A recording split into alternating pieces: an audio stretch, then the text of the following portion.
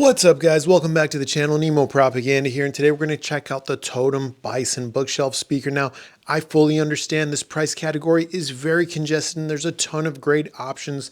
The speaker comes in at $22.50, but guys, that's why I do these reviews, to help you guys decide and navigate these, categories where there's a lot of strong competition. So look, in the interest of time, I'm going to tell you two things. First, the best way you can support this channel is by watching the video the whole way through. Second, I'm going to tell you straight up why someone would consider the Totem Bison and what makes them a standout in this price category, and then we'll start the review. So, if you've thought to yourself, you wish you had a speaker that had the low volume performance of the Triangle Comet 40th, the detail retrieval of the Focal Aria 906, the imaging of the KEF R3 Meta, and the soundstage of the Bucard S400 Mark II, all in a much smaller package, here you go. Totem Bison. It does a lot more than that, and we're going to talk about it, but let me get those main specs on screen so you guys can check that out. I'll tell you about some specs and standout features that I felt were unique, what the speaker sounds like, its tonal characters, if I have any setup notes, amplifier pairing. Spoiler, I did find an amplifier pairing that was phenomenal synergy, and I'm going to tell you about it.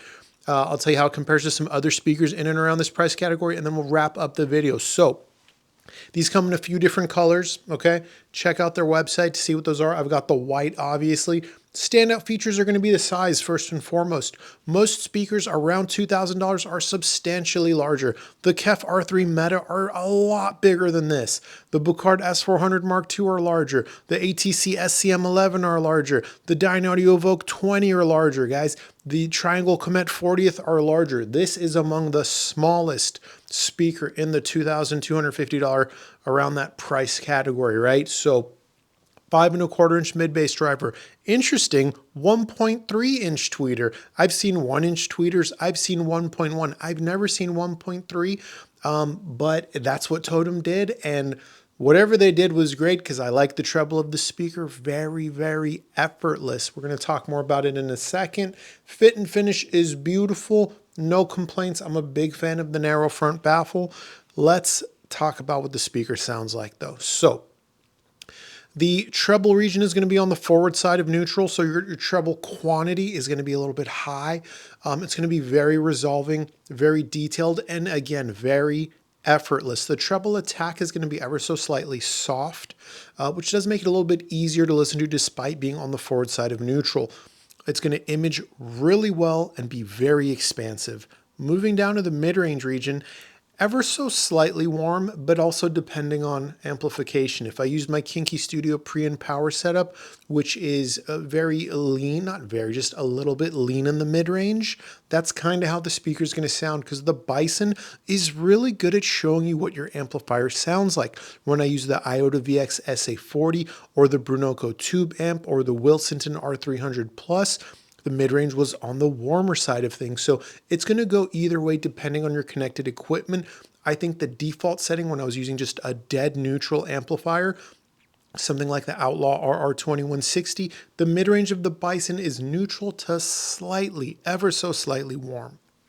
The mid-range is the star of the show for an interesting reason, not for its tonal qualities, not for its expansiveness and such. It is very expansive. The staging of the speaker, very wide, very tall, very deep, and projects forward very nicely.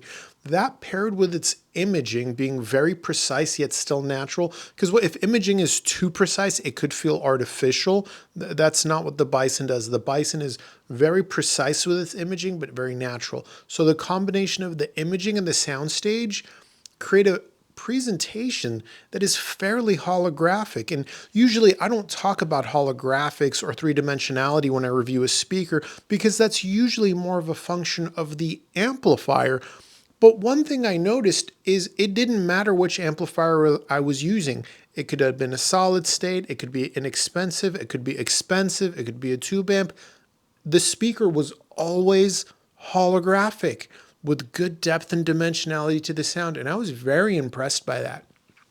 Moving down to the bass, mostly a linear fare. It's not really boosted or bumped up in any way. And despite being small, however, the speaker does have confident bass. It's not size defying bass. Many people will want to add a subwoofer, but the bass that it has is tonally rich and does sound very, very nice. So that's what the speaker sounds like. Let me tell you about amplifier pairing, because this is where I found some absolute just excellence. First, I use my Kinky Studio pre and power amp that is ever so slightly on the forward side of neutral, ever so slightly lean in the mid-range, and really good bass control, bass articulation, just phenomenal bass out of that pre-power setup. The Bison sounded fantastic. I mean, that's a $6,000 stack. No surprise. I went down in price and used the Burnoco tube amp. That's a tube amp that has just really good sound stage. It's just really, really big. And again, the Bison showed me that. It sounded fantastic with that. But again, I was like, you know, this is a $3,000 amp. No surprise. I tried Thomas's EL34 tube amplifier. Again, sounded fantastic. No surprise. We had good treble refinement, good mid-range holographics, good, you know, clean, clear bass that was tonally rich. And then I kept going down in price until I reached the Oyaide VX SA40 at $1,000. And this was what was most interesting.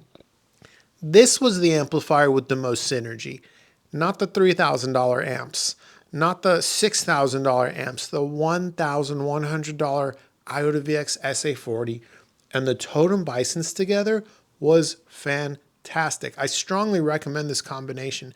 It sounded so good. Okay, sorry.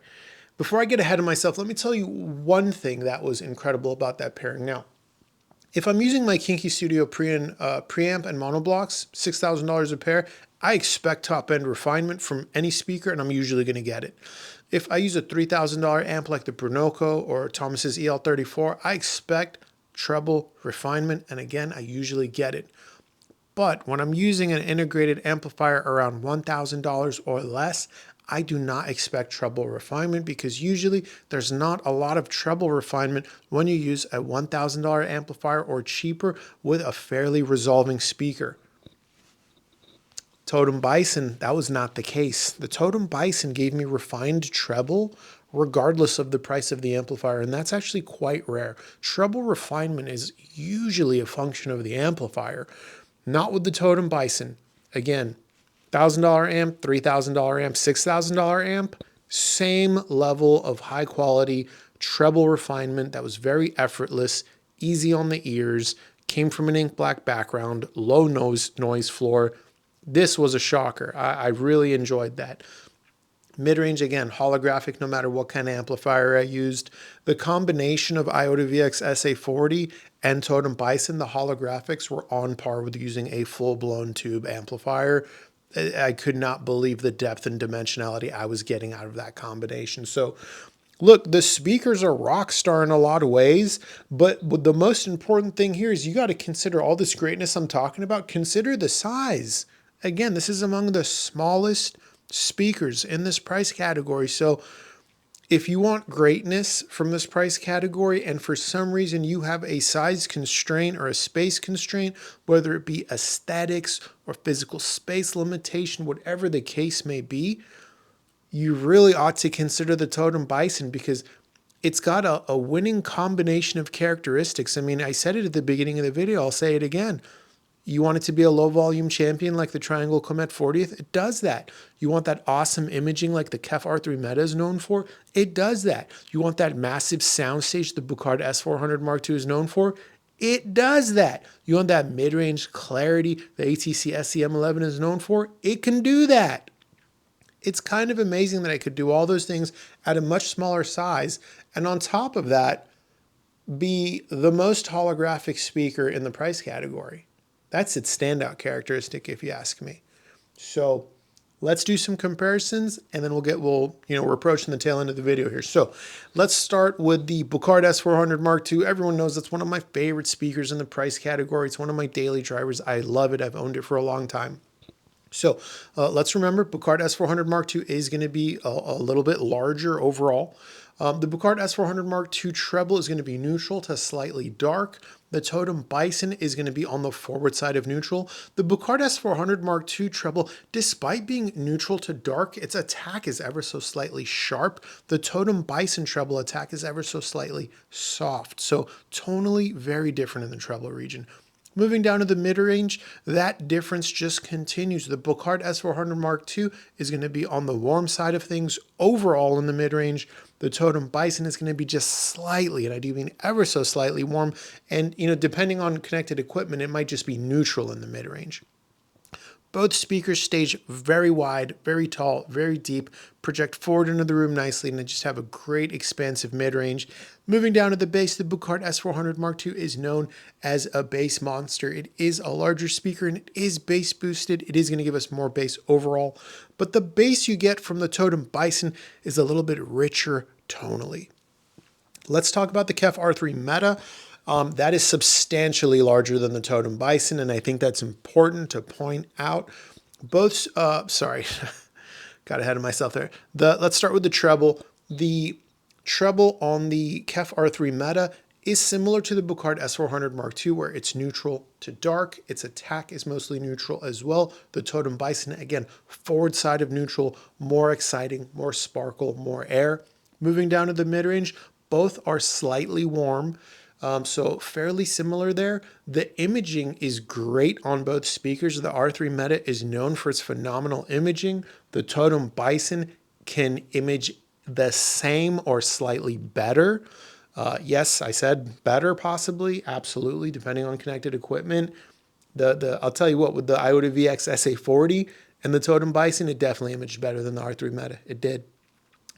Moving down to the bass, the R3 Meta, again, it's one of the biggest $2,200 speakers, and it has a dedicated bass driver. It's going to have more bass than most bookshelf speakers will, period. Again, though, the Totem Bison's bass was a little bit richer tonally, a little bit of warmth to it, and I found it very enjoyable and pleasing. Let's do one more comparison, then we'll wrap it up. And this is a discontinued speaker, but it's a speaker I loved for a long time, so I still want to talk about it. The Focal Aria 906. I've owned a pair of these things for a long time.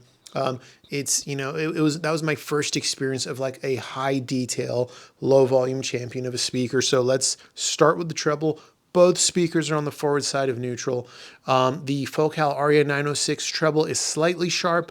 The Totem Bison treble is slightly soft with its attack, but treble quantity is very similar with both speakers.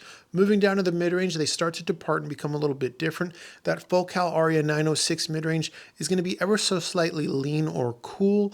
The mid-range of the Totem Bison has a little bit more body to it. It's a little bit of a fuller sound, and it's ever so slightly warm. Moving down to the bass, the Focal Aria 906 has bass that is very quick and articulate, but there's not a lot of it.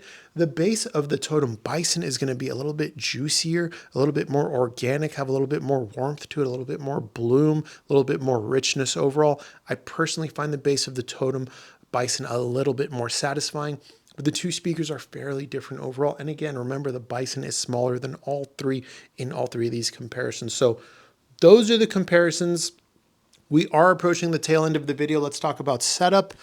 I don't have any setup notes. I set the Bisons down in the same place I do generally for most speakers, toning them in ever so slightly, and that seemed to be perfect. That gave me maximum soundstage width, height, depth, and projecting forward into the room.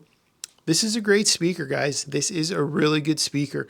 If you're on the hunt for something smaller than most of the other stuff in and around this price, this definitely should get your attention. If you've got any questions or if there's anything you feel like I didn't cover, feel free to ask in my free Discord. The link is in the description of all my videos. You can also use the YouTube comments section. Either way, I ask, please provide context when asking the question. Oh, one thing. I told you the Bison was a low volume champion. It can also play very loud, just to be clear. But, if you have questions like, hey, will the Bison have enough bass for me? That on its own, that's not like a complete question. I need to know in what context. If you say, you know, for example, I'm putting together a home theater and I'm not going to use a subwoofer. Will the Bison have enough bass for me? My answer is probably going to be no for any bookshelf speaker. But if you're saying, hey, I'm putting together a small system in a cozy room for music only, it's kind of like my office. I don't need a ton of bass. I just want my musical instruments to sound full. I want the mid-range to have body to it. Can the Bison do that? That's a complete question, and I can answer that. And the answer is yes to that question. So I am starting to ramble just a little bit, but this video was pretty concise. I don't think I really sidetracked on anything. That's pretty rare for me. You guys know I like to go on little tangents and sidetracks. Anyhow, I digress. Look, the Totem Bison's a phenomenal speaker. It has winning attributes from a lot of the top speakers in this price category, and it can be paired with expensive equipment or affordable amplifiers if you wish, and you're still going to get fantastic treble refinement and a good holographic mid-range. So look, if you've got any questions, let's chat about it. Leave your comment. Until next time, take care.